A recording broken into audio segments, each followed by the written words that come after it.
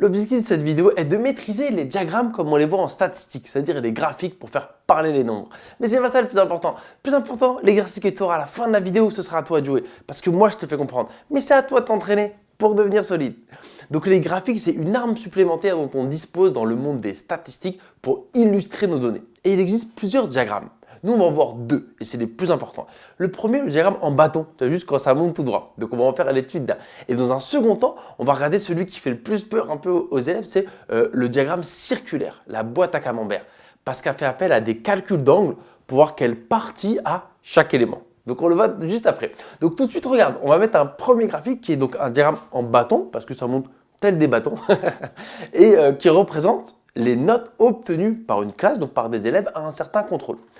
Normalement, assez instinctivement, on comprend comment le lire. Si ce n'est pas le cas, on va discuter ensemble. Déjà, il faut voir la légende. En fait, chaque axe, qu'est-ce qu'il représente? L'axe horizontal, tu vois que c'est les notes. Donc les notes, déjà, elles vont d'où à où? Voilà, ce qui est représenté. Bonne première question. La première note visible, c'est 7 et la meilleure tout à droite, c'est 17. Donc déjà, les notes, elles vont de 7 à 17 pour ce contrôle. Et sur l'axe vertical, qu'est-ce que ça représente? Regarde, c'est l'effectif, le nombre d'élèves. L'effectif, je t'ai dit que c'est combien il y en a. Ok, donc regarde, pour la note 7, ça monte de 2, ça va jusqu'à 2. Donc en fait, le 2 représente le nombre d'élèves qui ont eu 7 sur 20. Voilà comment est-ce qu'il faut comprendre ce diagramme en bâton. Et l'idée, en fait, c'est de retranscrire ça sous forme de tableau pour y voir plus clair. Mais juste avant, je vais quand même te poser une ou deux questions pour voir si tu as maîtrisé. Combien de personnes ont eu 14? Et bien, tu vas à la note 14 et tu vois que ça monte que de 1. Donc, il y a eu qu'un seul élève qui a eu 14 sur 20. Donc, étape 1, ce que je te demande de faire, ce que je vais faire, c'est de retranscrire ces données sous forme de tableau. Et donc, voilà le tableau, même s'il est un peu grand, je te l'accorde, qui va représenter ce graphique-là. Donc, en fait, pour chaque note exprimée, parce que tu remarques, comme personne n'a eu 13, je n'ai pas mis 13 dans le tableau.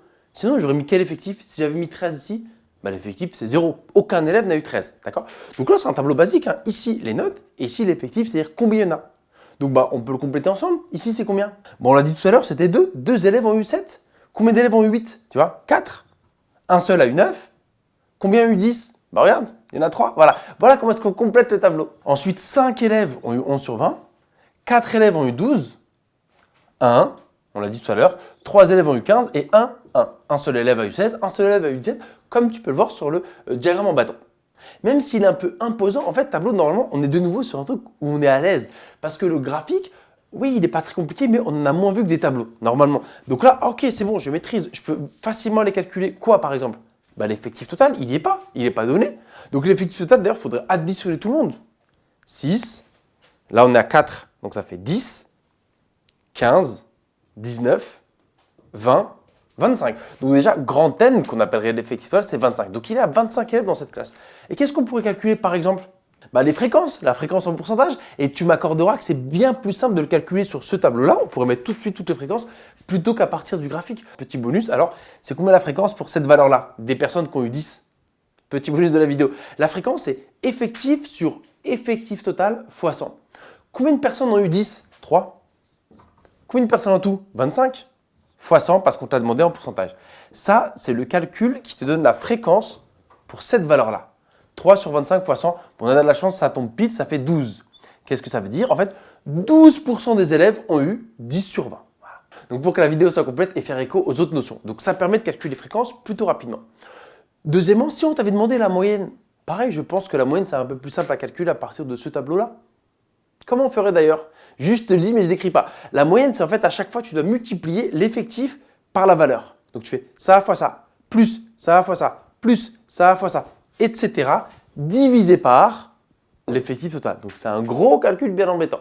Donc encore un argument en faveur de retranscrire un diagramme sous forme de tableau. Et de toute façon, c'est un truc qu'on te demandera. Donc là, regarde, étape 1, on a eu un diagramme, on l'a regardé, on a dit « Ah ok, ça veut dire ça » et on peut de nouveau faire des calculs. Même si je te l'accorde, on pouvait un peu les faire à partir du diagramme. Maintenant, on va faire un deuxième exercice, c'est l'inverse. Je vais te livrer un petit tableau et on va devoir construire le diagramme circulaire. Comme promis, voici le tableau à partir duquel on va tracer notre diagramme circulaire. On a demandé à des personnes par quels moyens est-ce qu'ils venaient au travail. Donc 10 personnes ont répondu qu'ils venaient à pied, 35 personnes viennent en bus, 25 personnes ont dit qu'ils venaient en vélo et 10 en voiture. Et nous, on va tracer le diagramme circulaire qui représente cette situation. Bon, depuis tout à l'heure, je dis ça. Est-ce que tu sais à quoi ça ressemble? Donc déjà, c'est un cercle. Et ce qu'il faut comprendre, c'est qu'en fait, chaque partie du cercle va représenter en fait les éléments. Et l'idée, c'est de savoir avec précision, voilà, il y a tout un cercle. On ne va pas les partager en 4 parts égales parce que regarde, c'est le bus qu'on a plus. Donc c'est le bus qui a la plus grande part de camembert, tu vois, parce qu'on l'appelle aussi comme ça, la boîte à camembert. Et donc, mais je veux savoir, d'accord, il en aura plus, mais quel écartement? Est-ce que le bus, c'est genre cette partie-là comme ça c'est la partie du bus? Ou est-ce que c'est encore plus grand et le bus, il aurait carrément toute cette partie-là? On ne sait pas, tu vois, donc il faut faire des calculs pour être précis. Et c'est pour ça que les angles vont intervenir parce qu'en fait, tu vas tracer un cercle, tu vas tracer un rayon et ensuite avec ton rapporteur, il va falloir que tu mesures l'angle correspondant à chaque partie. Et donc, tu m'as vu venir, c'est pour ça qu'il y a une ligne en plus. Cette ligne, on va calculer les angles pour chaque élément en fait. Pour chaque valeur, on va calculer son angle. Et donc, évidemment, celui qui aura le plus grand angle, c'est bus parce que c'est lui qui a la plus grande part. Mais nous, on va le faire avec précision. Et donc, j'ai rajouté angle pour cette ligne-là et même une autre colonne qui est les totaux finalement. Le total, parce qu'on ne l'a pas calculé, mais tu sais qu'il nous faut toujours l'effectif total. Combien il y en a ici d'ailleurs? Eh ben, on additionne tout le monde. 25 plus 35, on ne se trompe pas. 50, donc ça fait 60. 60 et 20, 80. Donc au total ici, avec 80 personnes. Et maintenant, la question à 1 million. Le total des angles, c'est combien? En fait, tout un tour de cercle, tout un cercle, là, tout cet angle, c'est combien de degrés? 360 degrés, j'espère que tu le savais. Parce qu'on dit j'ai fait un 360, j'ai fait un tour complet, je suis revenu sur mes pattes. Donc si tu fais un 360 degrés, tu reviens à ton point de départ. Donc tout un cercle, je répète, c'est 360 degrés. OK. Et j'ai un peu dit tout à l'heure, je te dis en fait, plus tu as un grand effectif, plus ta part du cercle sera grande. Et en fait, ce qu'il fallait comprendre de cette phrase, c'est que plus ta part sera grande proportionnellement. Donc celui qui en a 2 fois plus, il aura une part 2 fois plus grande. Et donc comme c'est proportionnel, comment on fait pour trouver les valeurs qui manquent? Eh bien le produit en croix, tiens. Voilà, on va regarder la plus proche, celle-ci pour commencer. Comment on fait pour trouver ici l'angle pour ceux qui viennent en voiture? Bah, ton produit en croix que tu fais dans quasiment tous les chapitres. Combien ça fait celui-là? Bah, dis-moi. Donc les courbes sont diagonales. 10 avec 360. Pour l'interrogation avec 80. Comme je veux lui, 80, il perd son couple. Donc la seule multiplication possible, c'est 10 fois 360 divisé par 80. Voilà. Et tu prends ta calculatrice et tu trouves que ça fait 45 degrés. Ben voilà, on l'a trouvé. En fait, pour les 10 personnes qui viennent en voiture, ils vont avoir une part du cercle, ils vont prendre 45 degrés. Voilà. Donc là, en théorie, tu prends ton rapporteur, moi je n'en ai pas, tu le poses ici et tu regardes un angle de 45 degrés. Tac. Là, tu as pris 45 degrés, c'est les gens qui viennent en voiture. Et comme ça, tu mets la légende sur ton diagramme circulaire. OK? Maintenant, je vais faire celui-là. Parce que parfois, quand on est éloigné du total, les élèves n'arrivent pas à voir qu'on peut faire le produit en croix même élargi. Tu peux faire le produit en croix ici. Si je l'appelle x, allez, c'est combien x si tu me fais le produit en croix?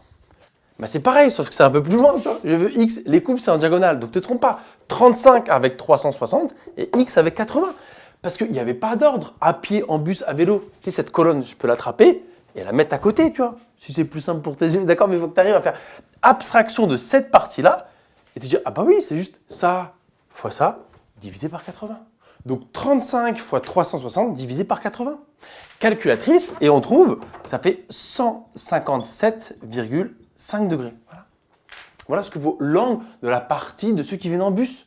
Avant de voir comment est-ce qu'on finit, on va calculer les autres. En fait, il y en a un, on l'a déjà. Ben, il y a autant de monde qui viennent en voiture qu'à pied, donc l'angle il ne change pas, c'est aussi 45 degrés. Voilà. Alors pour trouver celui-ci, on va encore une fois refaire le produit en croix. Donc quel va être le calcul? Ben, c'est 25 fois 360 divisé par 80. Et on trouve 112,5 degrés. Alors avant de les tracer ici sur le cercle, même si je n'ai pas de rapporteur, mais on va discuter, c'est bien de prendre quelques instants pour t'assurer de ne pas t'être trompé. Comment est-ce qu'on peut faire ça? En fait, il faudrait additionner tous les angles et t'assurer que tu tombes bien sur 360. Tu sais comme quoi tu fais les fréquences, tu les calcules, après si tu n'es pas mauvais, tu additionnes tout le monde et tu vérifies que ça fait bien 100% le total. Et bien là c'est pareil, si tu ajoutes tous ces angles et que tu retombes bien sur 360, c'est bon signe. Ok? Ça, c'est pour la vérification. Alors, comment est-ce qu'on fait pour le tracer? Donc, 45 degrés, c'est voiture. Maintenant, on n'a qu'à faire vélo. 112,5. Et en fait, il ne faut pas te tromper. Tu te souviens, au début, il n'y avait que le premier rayon. Donc, on a placé le rapporteur, on a mesuré 45 degrés, on a trouvé voiture. Maintenant, quand tu prends ton rapporteur, en fait, tu vas le placer ici, sur ton nouveau point de départ. Donc, tu le places ici et tu vas ouvrir de 112,5 degrés. Tu places ton rapporteur comme ça et hop, tu l'ouvres de 112,5 degrés.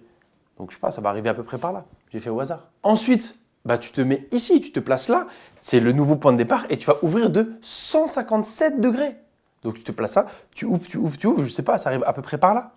Et donc, ça, c'est 157, c'est le bus. Et cet angle-là, c'est ce qui reste. Donc, tu n'as pas besoin de le tracer, il est là. Juste, pourquoi pas, le mesurer pour être sûr que c'est bien 45 degrés et donc que tu as bien trouvé tes angles.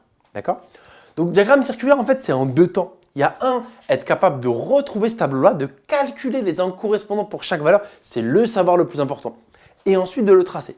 Mais honnêtement, pour moi, c'est ça le plus important. Trouver des angles et comprendre que, ah oui, plus il y en a, plus tu auras un grand angle dans les mêmes proportions. Qui dit proportionnalité, dit produit en croix. Bon, j'espère que tu as bien compris les diagrammes. À la fois, comment est-ce qu'on extrait des informations, comme dans le premier exemple, mais également, comment est-ce qu'on en crée à partir d'un tableau. En tout cas, on le vérifie tout de suite parce que maintenant, c'est à toi de jouer. Je te mets quelques exercices qui reprennent ce qu'on a fait et montre-moi que tu as compris. Je compte sur toi.